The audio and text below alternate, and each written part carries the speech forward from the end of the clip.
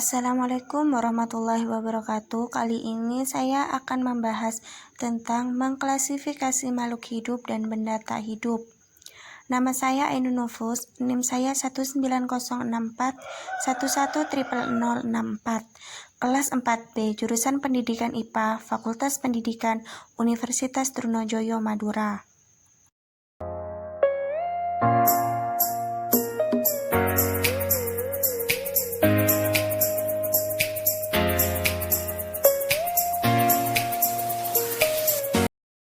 Klasifikasi makhluk hidup. Ciri-ciri klasifikasi makhluk hidup dibagi menjadi 8, yaitu bernafas, bergerak, mengeluarkan zat sisa, makan, berkembang biak, tumbuh, dan peka terhadap rangsang. Yang pertama yaitu bernafas. Proses mengambil oksigen dari lingkungan dan mengeluarkan gas karbon dioksida dari tubuh. Oksigen digunakan untuk mengubah zat makanan menjadi energi secara kimiawi. Energi yang dihasilkan digunakan untuk berbagai aktivitas tubuh. Yang kedua yaitu bergerak. Manusia dan hewan dapat bergerak bebas atau berpindah tempat. Untuk bergerak, manusia dan hewan memerlukan sarana bantu untuk bergerak yang disebut alat gerak. Yang ketiga yaitu mengeluarkan zat sisa. Pengeluaran zat sisa oleh makhluk hidup disebut dengan ekskresi. Ekskresi sangat diperlukan karena zat sisa bersifat racun, sehingga kalau tidak dikeluarkan akan mengganggu kinerja tubuh. Keempat yaitu makan. Makanan berfungsi untuk menghasilkan energi, pertumbuhan, dan mengganti sel tubuh yang rusak, sedangkan air berfungsi sebagai zat pelarut di dalam tubuh. Kelima yaitu berkembang biak. Semua yang masuk dalam kriteria makhluk hidup dapat berkembang biak. Tujuan dari berkembang biak adalah untuk melestarikan jenisnya. Yang keenam yaitu tumbuh. Semua makhluk hidup mengalami pertumbuhan mulai dari kecil hingga menjadi besar. Bayi yang kecil waktu baru lahir akan tumbuh menjadi remaja dan kemudian dewasa. Yang terakhir yaitu peka terhadap rangsang. Dapat bereaksi terhadap perubahan yang terjadi di sekitarnya. Reaksi ini timbul jika ada rangsangan dari lingkungan. Rangsangan dapat berupa cahaya, panas, dingin, bau dari gas, sentuhan, gravitasi, rasa, dan lain-lain. Contohnya pada mata dan hidung. Di sini juga dijelaskan tentang contoh klasifikasi makhluk hidup, di mana kita merumpamakan yaitu kucing, belalang, harimau sesuai taksonnya. Contohnya takson dari kerajaan yaitu kucing Animalia, belalang Animalia, harimau Animalia. Taksonnya filum. Kucing disebut juga Chordata, belalang Arthropoda, harimau Chordata. Takson kelas yaitu dari kucing Mamalia, belalang Insecta, harimau Mamalia.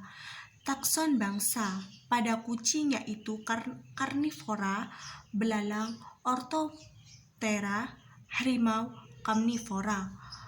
Takson suku kucing Felidae, belalang Locustidae, harimau Felidae. Takson pada marga kucing Felis, belalang Scythocerca, harimau Felis. Takson jenis pada kucing Felicetus, belalang Cystocerca americana, harimau Felis tigris. Berdasarkan kingdom dibagi menjadi 5, yaitu kingdom Monera, kingdom Protista, kingdom Fungi, kingdom Plantae, dan kingdom Animalia. Kingdom Monera sendiri, anggota dari kingdom ini terdiri dari makhluk hidup bersel satu yang memiliki struktur sangat sederhana.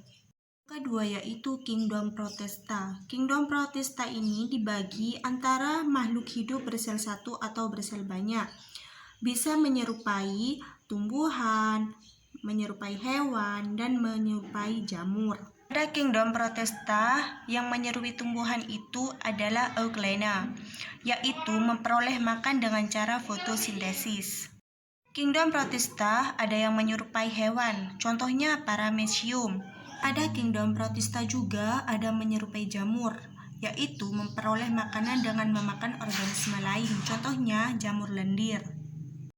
Yang ketiga yaitu kingdom fungi, contohnya Basidiomycota, fly agar mushroom, Chanterelle mushroom.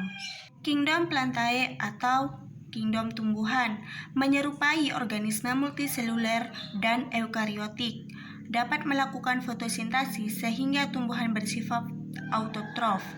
Sel-sel tumbuhan multiseluler membentuk jaringan dan organ. Sel tumbuhan menyerupai dinding sel, berkembang biak secara seksual dan aseksual, tidak dapat berpindah tempat. Kingdom plantae dibagi menjadi 3 golongan, yaitu lumut, paku-pakuan, tumbuhan berbiji. Di sini kita akan menjelaskan tentang lumut. Lumut memiliki bentuk menyerupai akar atau disebut rhizoid, batang dan daun, tetapi bukan akar, batang dan daun sejati. Tidak ditemukan adanya jaringan pembuluh pada alat tubuhnya. Pengangkutan air dan garam mineral berlangsung dari sel ke sel secara lambat. Habitatnya di tempat lembab atau basah. Tubuhnya berukuran 0,5 cm sampai 15 cm. Daur hidupnya mengalami pergiliran keturunan antara fase kawin atau gametofit dan tak kawin sporofit disebut metagenesis. Pada lumut sendiri dibagi menjadi 2, yaitu lumut hati dan lumut gambut. Yang kedua yaitu kita akan menjelaskan tentang paku-pakuan. Paku merupakan kelompok tumbuhan berpembuluh, sering disebut tumbuhan tingkat tinggi. Tumbuhan ini mempunyai organ tubuh seperti akar, batang, dan daun sejati. Daunnya mengandung klorofil untuk fotosintesis. Daun yang mengandung spora disebut sporofil, yang menyerupai daun fertil atau subur. Daun yang tidak mengandung spora dan hanya untuk fotosintesis saja. Hal ini disebut tropofil dan merupakan daun steril atau mandul. Ciri khas tumbuhan paku adalah ujung daun tumbuhan paku ketika masih muda menggulung. Paku berkembang biak dengan spora dan mengalami pergiliran keturunan. Pada paku-pakuan, ciri khas daun tumbuhan paku ini adanya sori dan puncuk daun tergulung.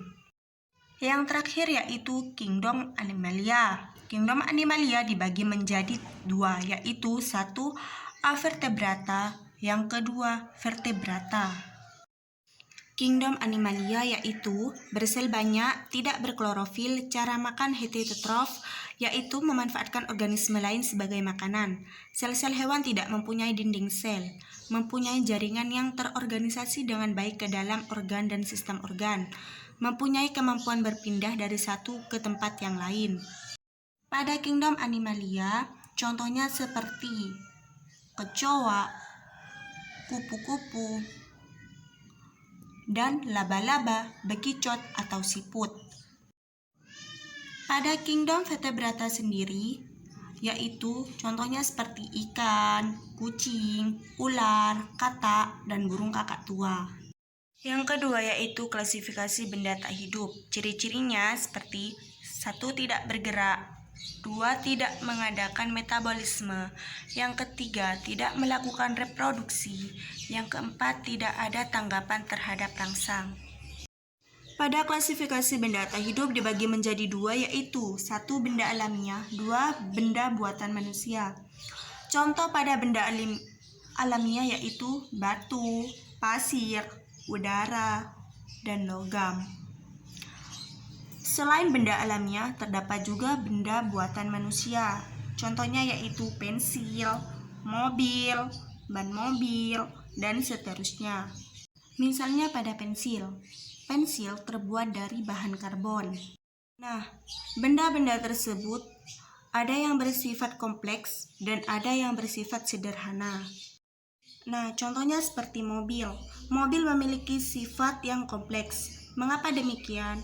Karena mobil terdiri atas berbagai bahan antara lain aluminium, karet, kaca, kulit sintesis, dan lain-lain. Nah, pada pensil sendiri ini bersifat sederhana karena pensil terbuat dari bahan karbon. Setiap jenis benda mempunyai sifat maupun ciri yang membedakannya dari jenis benda yang lain, seperti bentuk benda, ukuran benda, warna benda, keadaan permukaan benda, dan bahan penyusun benda. Misalnya seperti pensil, bentuknya seperti tabung atau silinder. dan mempunyai ukuran 0,3 mm atau 0,5 mm dan 0,7 mm. Kemudian pada ban mobil bentuknya seperti lingkaran. Pada ban mobil sendiri memiliki ukuran 70-80 mm, warnanya hitam, permukaannya kasar, dan bahan penyusun dari bannya yaitu karet sintetik.